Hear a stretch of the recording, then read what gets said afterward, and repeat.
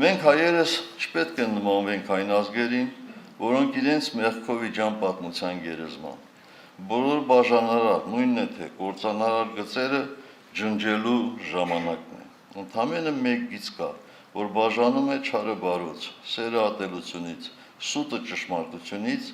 եւ այդ գծի հանդեպ յուրաքանչյուրի դիրքավորվելու ժամանակն է։ Հերվից հորդորներ հնչեցնելու կեղծ բարեպաշտության պահը չէ։ Եկեք քրիստոնեական բարեպաշտությամբ ազգովի միասին ու աներկբա ասենք. հրաժարվում ենք այս ռեժիմից եւ նրա ամբողջ խաբեությունից, նրա պատրանքներից, նրա խորհուրդներից, նրա ընթացքից, նրա չար կամքից, նրա չար սպասավորներից, ասել է թե չարի իշխանությունից, հրաժարվելով հրաժարվում ենք։ Այո, սա այլ բան չէ, քան չարի իշխանություն, որի գործունեության հետևանքով մեր միտքը մշուշված է, սիրտը կարծրացած։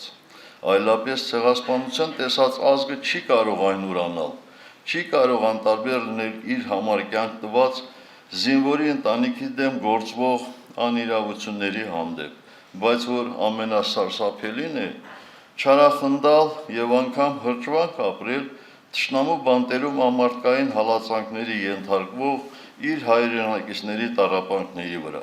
Չի կարող Արցախը ոչ հայկական համարել, չի կարող ընդհանուր գետ մեկ եզր ունենալ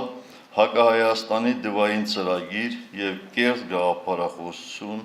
առաջարկողների հետ։ Սա բնության ու մարդկային բարոյականության բոլոր կանոններին դեմ երևույթ է, մեծագույն մեղք, որ պետք է ապաշխարությամբ, զղջումով եւ ազգային վերազարթոնքի ճանապարհին կանգնելով մաքրվի։ Այսքանով կուզենայի փակել այս թեման։ Առայժմ անցյալում թողնելու համար կատարված իրողությունները, որ այսօր շեղում են մեզ ներկայի անելիքներից։ Անցյալը հանգամանորեն դրվագ առ դրվագ